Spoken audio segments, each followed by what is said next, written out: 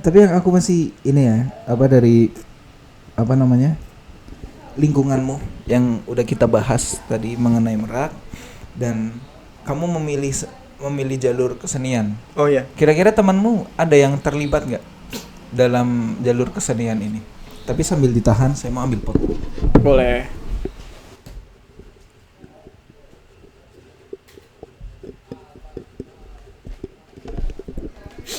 Ini jalur kesenian. Teman-teman, ada beberapa yang akhirnya aku paksa terlibat. Aku paksa libatkan. Dengan cara Kadang aku suka ngajak teman-teman buat ini. Waktu aku masih intens latihan di Sanggar, ada teman kampung yang aku ajak ke Sanggar main.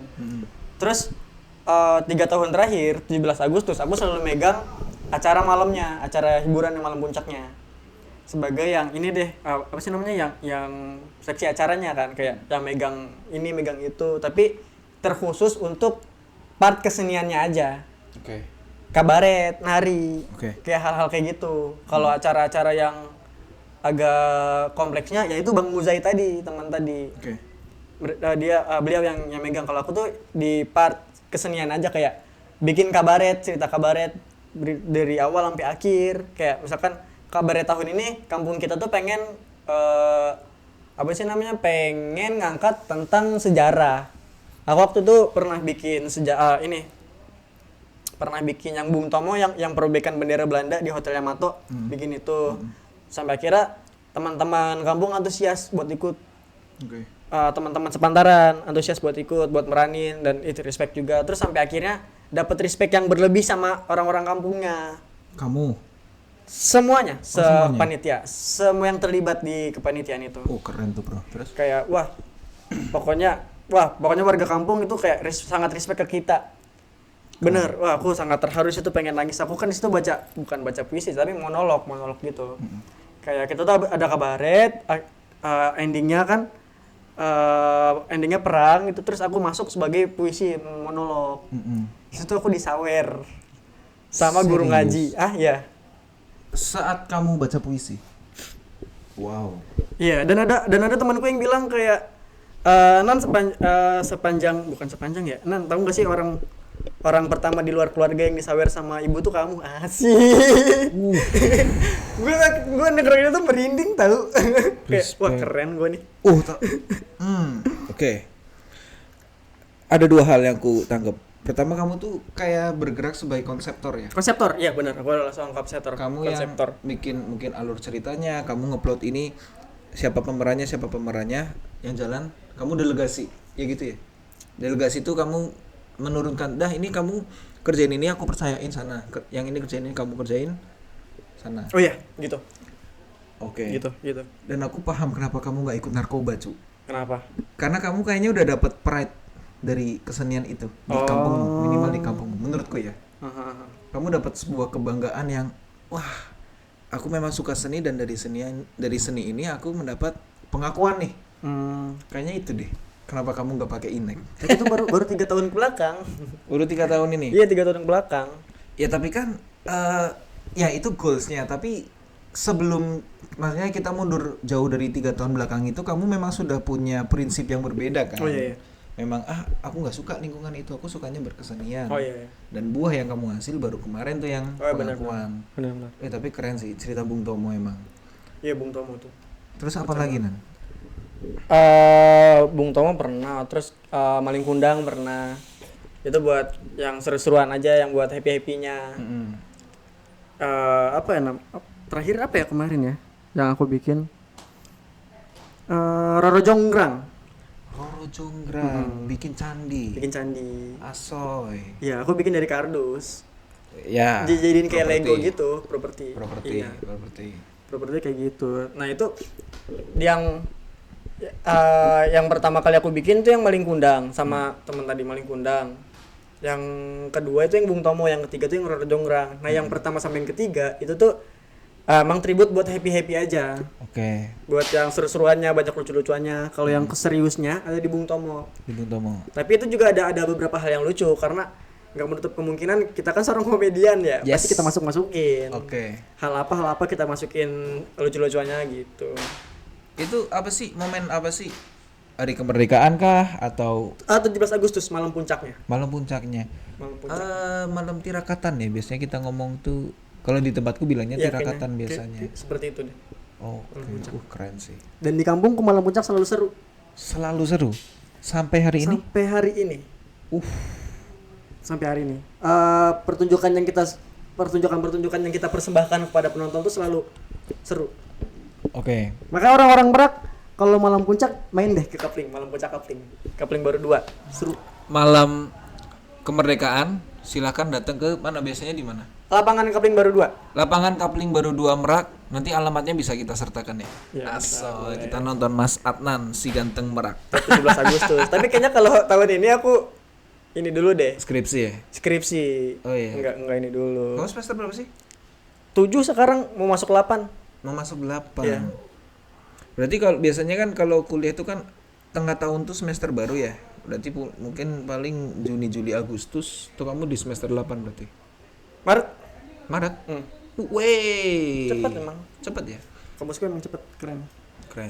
Untir Uniba. Universitas Bina Bangsa. Oke. Asoy. Nah, di Uniba tuh kamu juga meneruskan inimu nggak? UKM gitu? Oh, aku UKM nggak. kesenian. Aku di Uniba nggak ikut UKM kesenian. Karena udah di Sanggar. Kayak takut banyak. Sebenarnya kita bisa belajar dari mana aja, belajar dari siapa aja kan bagus. Cuma kayaknya takut apa ya namanya?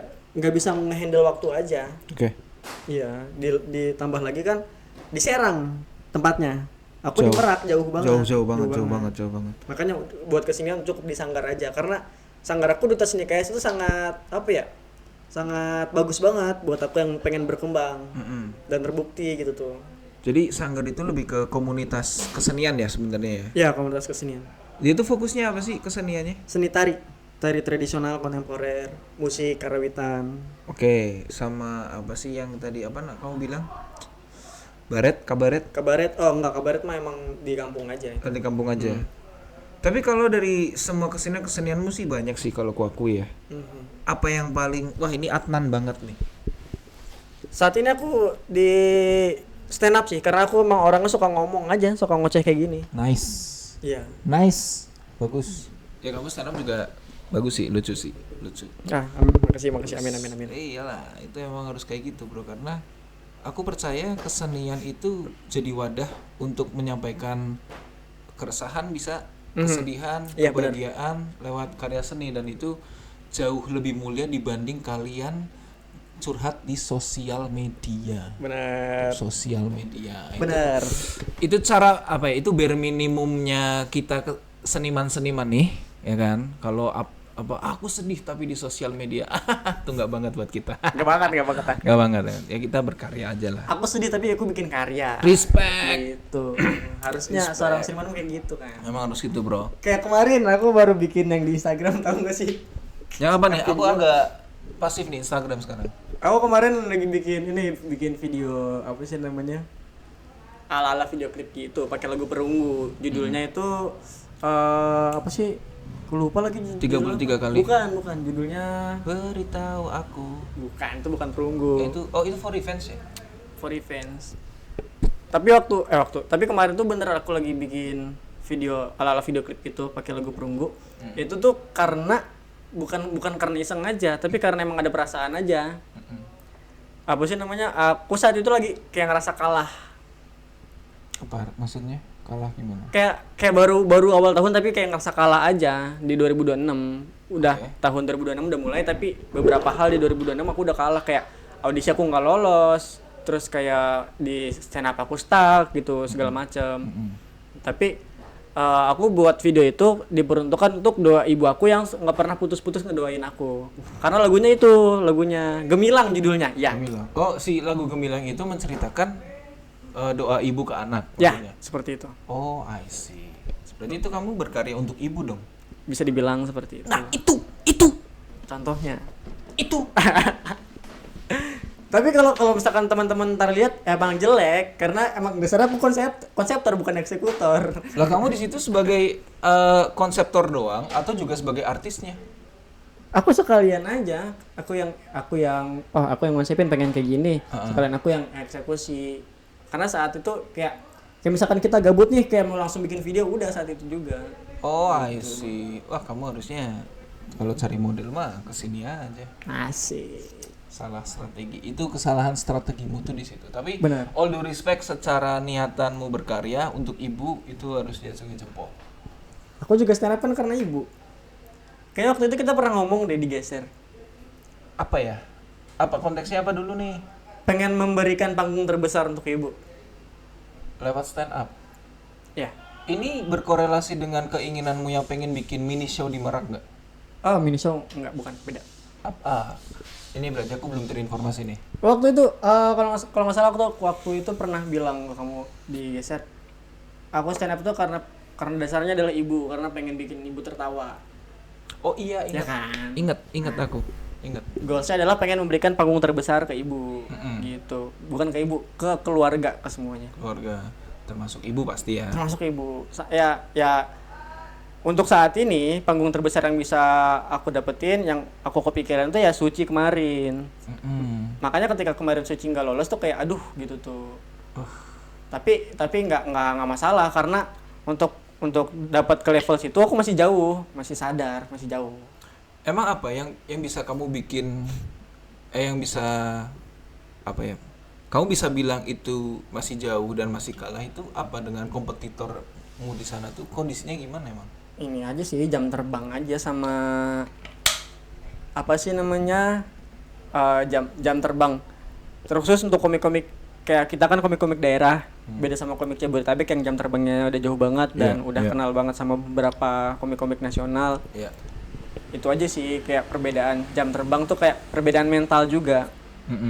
Walaupun aku dari Merak tapi ketika di sana mental aku udah nggak ada apa-apanya di sana kayak aduh ciut gitu. Kemarin jurimu siapa? Bang Ardit sama Bang Rio. Ardit, Rio Dumatubun. Ini di dua kota berbeda atau? Oh, di di Bandung itu Pade Indro sama Cingabdel. Pade Indro sama Cingabdel. Begitu di Jakarta, Rio Dumatubun sama Bang Ardit. Bang Ardit. Iya. Oke, kita bahas yang Bandung dulu. Oh, boleh.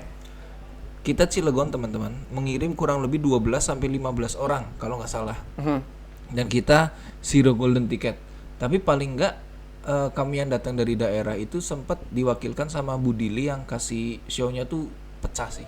Oh, parah. Menurutku lucu. Tapi itu videonya nggak sampai penilaiannya pada Indro sama Cing Abdel ya? Kayaknya udah termasuk deh. Udah termasuk? Cuma nggak, iya. Apa kalau dari penampilannya Budili yang sebegitu lucunya apa kata mereka? Ini apa sih namanya? Aku kurang nyimak tapi ada beberapa yang masih agak nervous aja Budilinya. Oke. Tapi secara penampilan lucu banget. Lucu banget. Bahkan banget. Kalau nervous aku nggak ngelihat Budili. Bukan nervous. Ini sih lebih tepatnya tuh kayak apa namanya ya? Aku kurang tahu ya. Nggak terlalu nyimak tapi kayaknya nggak tahu deh kayaknya emang Pak Di sama Cing Abdelnya belum aja. Belum ini ya seretnya. Makanya ketika kemarin kalau misalkan Budili ke Jakarta, optimis aku bisa masuk dia. Masuk ke Golden Ticket, ya. Pre-show. Karena lucu banget itu materinya. Lucu banget anjir. Parah sih. Bahkan kan ada beberapa yang di-cut ya. Kita baru ngomong 1 2 3 kalimat langsung. Ya oke, terima kasih. Di kita ada nggak yang kayak gitu? Atau peserta lain deh? Apa? Yang di-cut. Nah, aku di-cut di Bandung. Oh, sumpah? Iya, di-cut di Bandung. Banyak deh yang nggak di-cut Budili doang sama Mawar. Mawar nggak di-cut, keren Mawar. Kayaknya ada deh videonya. Ada. Nanti aku perhatiin deh Mawar deh. Kamu di-cutnya kurang lebih kamu tampil berapa menit saat itu? Under 2, under 3 kayaknya. Aku ngerasa saat itu kurang juga. Sangat-sangat kurang penampilan terjelek. Inimu, apa mungkin pembawaanmu kali? Ya. Pembawaannya. Bener, karena saat itu deliverynya wah cepet banget, artikulasinya nggak jelas gitu. Makanya di-cut. Itu nervous sih, mesti nervous itu. Mental. Langsung, oke, terima kasih gitu. Oke, terima kasih. Apa rasanya di-cut loh? Sebenarnya nyesel bukan karena ini ya, tapi nyesel karena diri sendiri. Karena kamu nggak terlalu mempersiapkan atau? Sangat mempersiapkan. Tapi karena mental beneran. Mentalnya belum siap. Setuju, bro. Belum siap mental sukses belum. mental belum siap sukses. Gitu tuh kayak aduh. Ketemu artis dikit tuh kayak langsung Star Trek tuh kayak wah artis nih kayak jujur waktu kemarin audisi Jakarta. Aku ngeliat Bang Arit gitu. Wah Bang Arit ganteng banget. Aduh, Star Trek. malah sange monyet. Kagak lah. Jadi kayak sebenarnya nervous enggak, cuma enggak total aja karena ada perasaan itunya. Oke. Gitu, mentalitas sih benar. Oke, berarti ya tadi satu mentalitas itu sangat penting untuk kita sebagai petarung sebenarnya. Iya. Ya sebenarnya seniman tuh ya juga petarung. Kita bertanding satu Indonesia loh. Dan bahkan musuh terbesar kita juga komik-komik dari Jabodetabek yang jam terbangnya banyak. Aku tuh pernah baca bukunya Sunpress yang BSPB. Si Sunpress ini komik dari Jogja dia. Dia tuh cerita di bukunya kalau komik-komik Jabodetabek itu kenapa bisa pecah-pecah karena ada teknik tambahan. Jadi premis, setup, punchline, tag. Nah mereka tuh yang bikin dar tuh di tagnya itu. Jadi mereka udah kasih punchline-nya dikembangin lagi dan dikembanginnya nggak cuma sekali dua kali bahkan bisa der gitu. Makanya setiap lomba-lomba itu yang menjadi LPM kan kita ada penilaian love per minute ya. Itu mereka tinggi-tinggi itu karena itu. Nah si Sunpress menulis cerita itu di bukunya. Tapi ini nggak, waktu aku tuh masih penasaran deh sebenarnya. Waktu audisi Suci itu kan pesertanya kan banyak. Ya banyak. Sedangkan dikumpulkan dalam satu auditorium mungkin ya. Iya. Itu kan apakah bisa menampung semuanya atau sistemnya panggil giliran? Panggil giliran. Panggil giliran. Yang mana Bandung? Bandung dulu. Yang di Bandung itu sistemnya itu kan kita datang pagi daftar, terus mulai jam 9-an itu langsung ke atas nomor-nomor awal, langsung mulai. Di bawah juga masih ada yang daftar. Oke. Nah, jadi giliran aja gitu. Berjalan. Jadi nggak semuanya dipanggil, nggak nunggu semuanya ada daftar dipanggil, enggak. Kayaknya langsung ketika nomor kita dekat kita ke atas, sadar diri aja gitu tuh.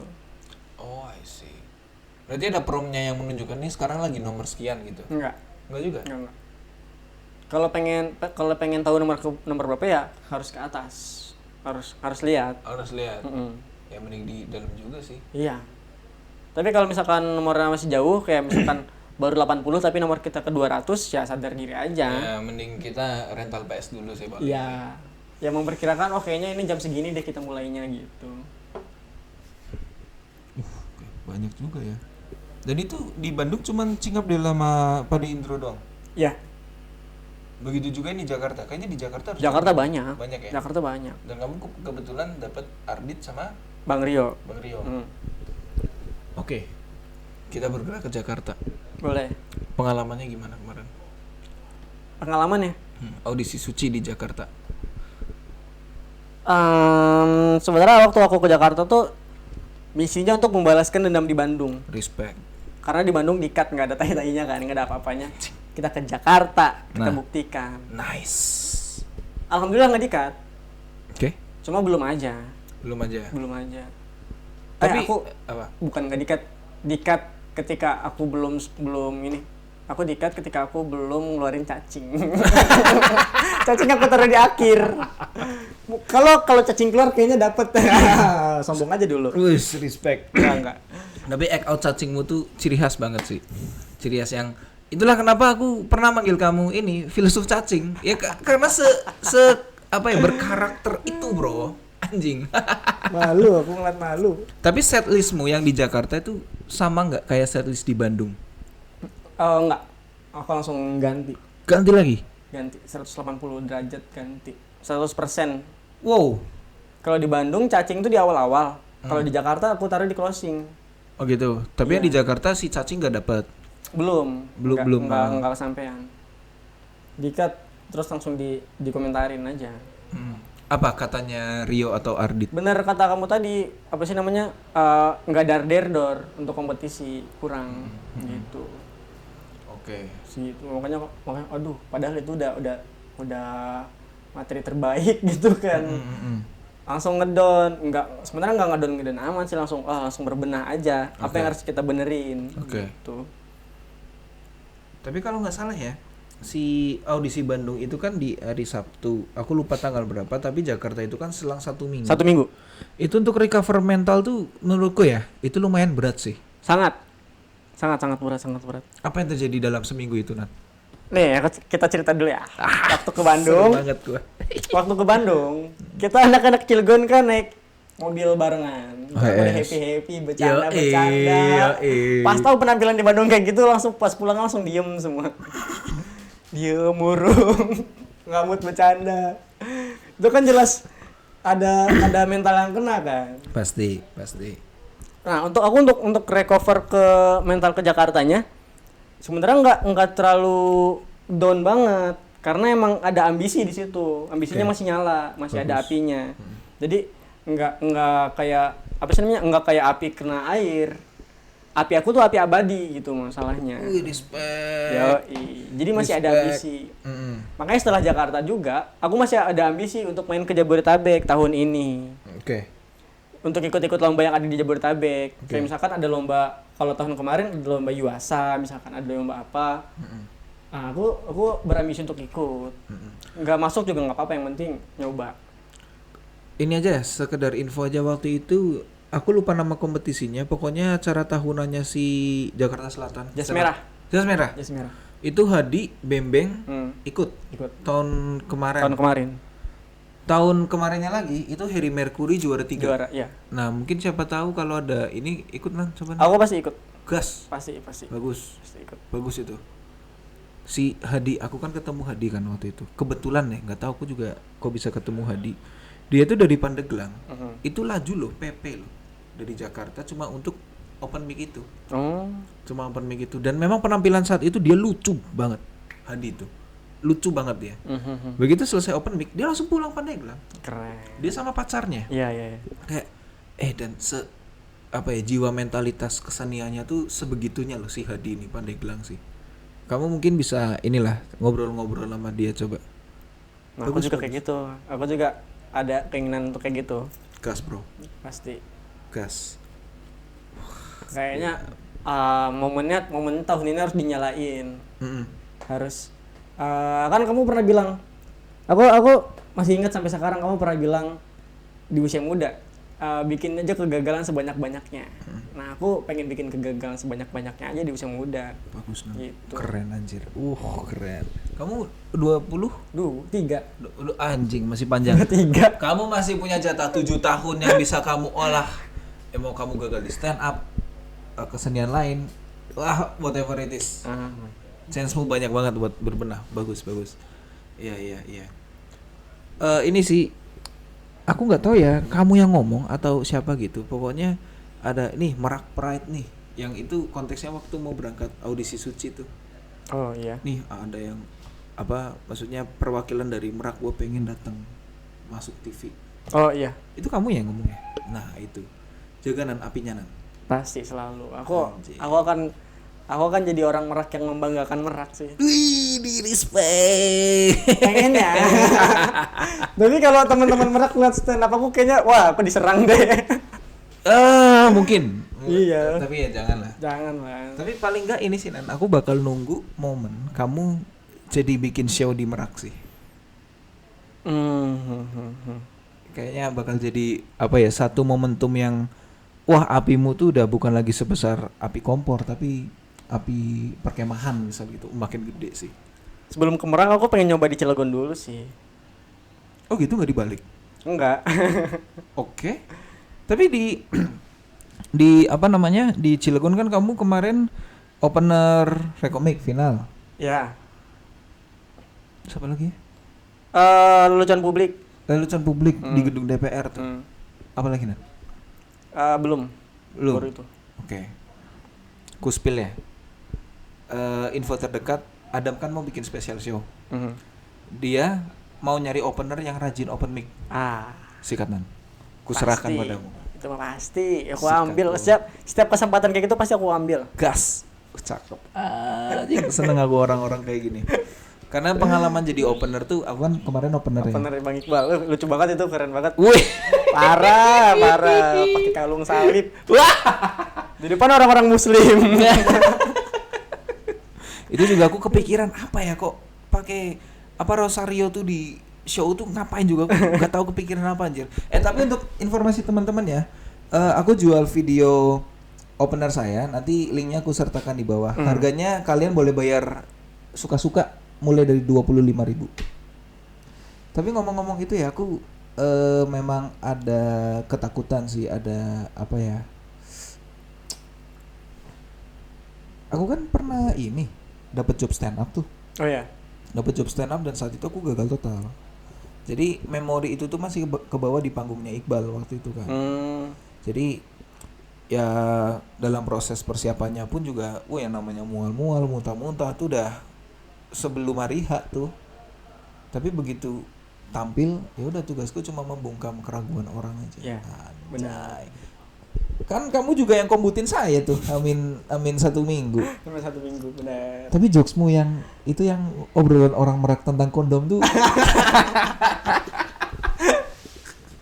pecah lo, Cuk. Iya sih, ngerasa. Aku di atas mainin lampu kan. Ngeliat, wah keren. Wih, Banyak yang kemakan. Banyak yang kemakan. Itu jokes Merak sih. Jokes Merak tuh sama jokes tentang bapakku tuh nggak kebawa tuh. Yes. Udah keburu di time out sama ini, udah langsung ke pohon Natal aja. Gila. Dan ini sih, kamu kan juga punya background mahasiswa komunikasi ya? Mahasiswa komunikasi. Seberperan apa ilmu komunikasimu ini di kesenianmu? Seberperan apa? Tentunya sangat ini saling jalan beriringan. Iya. Gimana tuh? Ilmu komunikasi aku kepake di stand up dan stand up aku kepake di komunikasi. Kayak kemarin, contohnya kamu pernah lihat video aku yang lagi presentasi yang di Instagram? Yang kamu ini di kelas kan ya? Di kelas. Yang kamu kayak lagi kerja kelompok gitu? Duduk melingkar. Di tengah-tengah. Nah, itu kan sebenarnya disuruh, itu kan MK teknik presentasi. Mata kuliah teknik presentasi. Keren. Disuruh mempresentasikan sesuatu kan. Teman-teman tuh ada yang mempresentasikan tentang apa, bahkan ada yang kayak Ferry Irwandi presentasinya. Keren juga. Nah, aku tuh waktu itu kosong, nggak ada konsep. Gimana ya? Udahlah stand up aja lah gitu, stand up akhirnya. Stand up dan bagus, alhamdulillah nilainya bagus. Karena mentalnya. Karena dilihat enggak mentalnya ini ngomong pas gitu tuh. Oke. Tapi secara value atau informasi yang udah kamu siapkan tersampaikan semua enggak? Tersampaikan semua. Ya udah. Karena nulis kan, basicnya nulis kita. Yes. Dan juga kamu kasih celutukan, kasih jokes kali dengan. Iya. Karena apa sih? Waktu itu dosen aku bilang ada teknik-teknik untuk membuka presentasi. Salah satunya ada membuka dengan lelucon. Nah, aku isinya lelucon semua. Emang terlalu lucu kamu. Sampai ada teman aku yang dia akhirnya ngebukanya pakai lelucon gitu kan. Terus ada teman aku nanya, emang itu lelucon? Enggak. Sombong. Anjing, tanya ke dia. Salah orang. Tapi ini enggak, ini menarik ya, teknik komunikasi. Komunikasi berarti ada tekniknya ya? Banyak tekniknya komunikasi. Itu apa, Nan? Biar aku juga belajar nih dalam berkomunikasi. Misal dalam menyampaikan argumen misalnya. Sebelum kita berkomunikasi sama orang, sebelum kita komunikasi interpersonal, sebisa mungkin kita komunikasi intrapersonal kepada diri kita sendiri dulu. Keren nih. Banyak yang bilang gini sih, kayak sebelum ngomong tuh harus dipikirin dulu deh. Biar omongannya nggak bikin sakit hati orang. Nah itu kita terus mikirin apa yang pengen kita omongin dulu, termasuk milih-milih kata-kata apa aja yang pengen kita omongin. Nah kalau misalkan bukan orang yang bisa improve di atas panggung atau orang yang spontan ngomong gitu, dicoba dengan nulis. Karena kita bisa ngomong itu dari kita yang nulis. Gimana ya? Kalau kita pengen bisa ngomong, kita harus bisa nulis. Kalau kita pengen bisa nulis, harus bisa ngebaca. Harus suka ngebaca. Nice. Itu kalau nggak salah kata Bang Radit apa kalau nggak salah? Radit bagus Iya. sih, memang sih Radit sih. Kalau kita pengen bisa ngomong, kita harus bisa nulis. Kalau kita pengen bisa nulis harus rajin-rajin ngebaca gitu. Oke. Wah, ini TikTokable banget nih. Asik. Asik. TikTokable. Ini dipotong ya, nanti Potong. dipotong. Goks. Oke.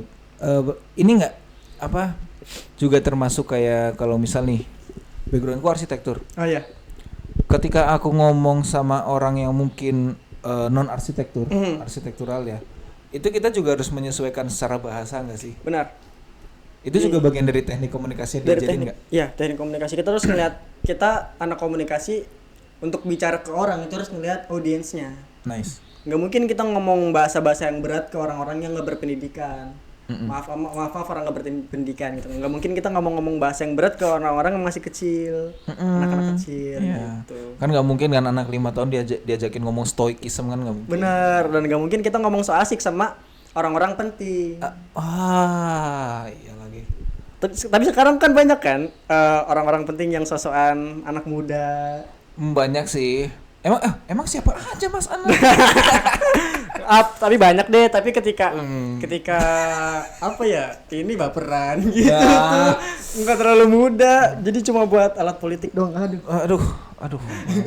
Emang siapa tuh? Aduh, nggak tahu ya.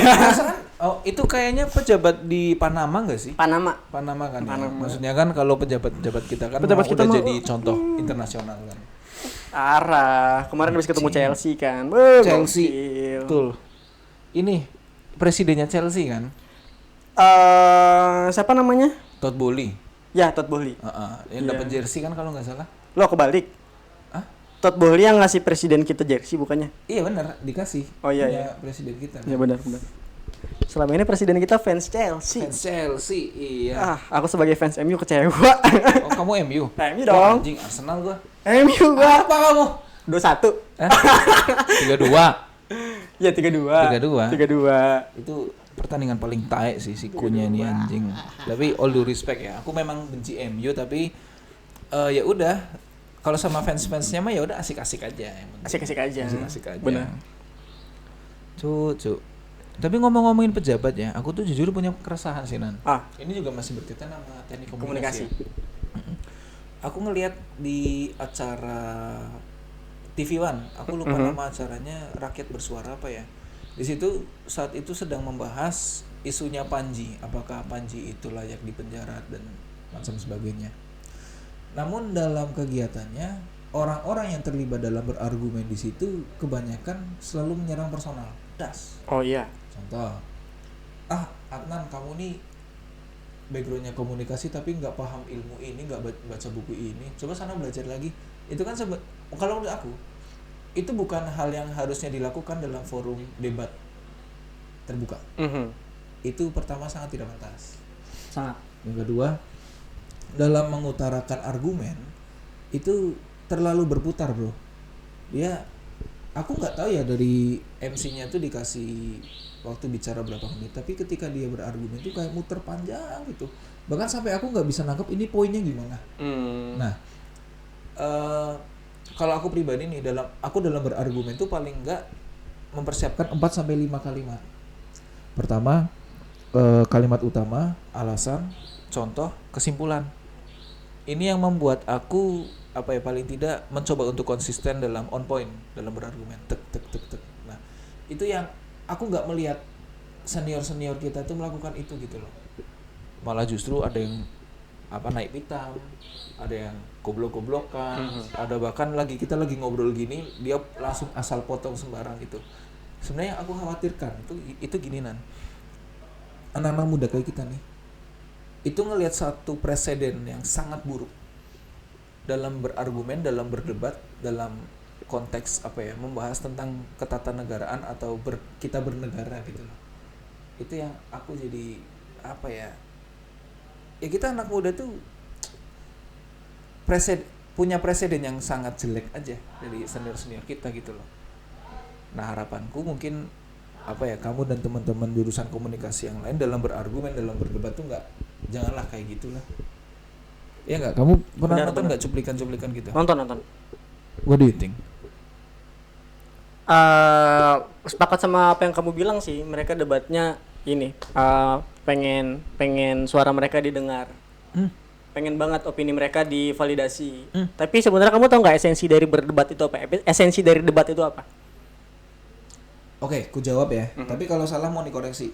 Berdebat itu kita apa ya? Bukan mencari benar atau yang salah, tapi mana yang paling efektif pada sebuah pendekatan misalnya. Ini mana nih yang paling apa sih, bukan benar atau salah? Ya paling efektif. Aku punya pendekatan A, kamu punya pendekatan B, kita berargumen. Kira-kira mana yang paling efektif? Misal argumen aku, ya aku yang efektif berarti. Mohon dikoreksi. Dosenku bilang, esensi dari debat itu mendengarkan. Banyak orang-orang berdebat, tapi mereka cuma pengen ngasih tahu opini mereka aja, nggak mau ngedengerin opini orang lain. Oke. Sampai akhirnya pengen itu opini mereka sendiri itu divalidasi sama orang lain, bukan pengen ngedengerin orang lain. Okay. Esensi dari berdebat adalah ngedenger sebenarnya. Mendengarkan. Tapi kan dalam prakteknya berdebat kan kita banyak berbicara juga kan porsinya. Nah itu gimana tuh menseimbangkan antara mendengarkan dan berbicaranya tuh Nan? Balik lagi sama kamu yang bilang tadi, mana yang paling efektif kan? Ketika kita mendengarkan orang lain, pasti kita punya ini, apa sih namanya? Sebuah pandangan yang apa namanya? Kalau misalkan kita ngedengerin pendapat orang lain, jadi kan kayaknya si A masuk juga deh, make sense juga deh. Oke. Jadi kita ada pembandingnya. Oke. Kalau misalkan kita tetap kekeh sama opini kita sendiri, nggak mau ngedengerin opini orang lain, ya udah nggak akan ada ujungnya. Oke, berarti mungkin baiknya gini ya, ketika aku mendengar argumenmu, aku kan memahami, oh kayaknya argumennya Adnan oke juga nih.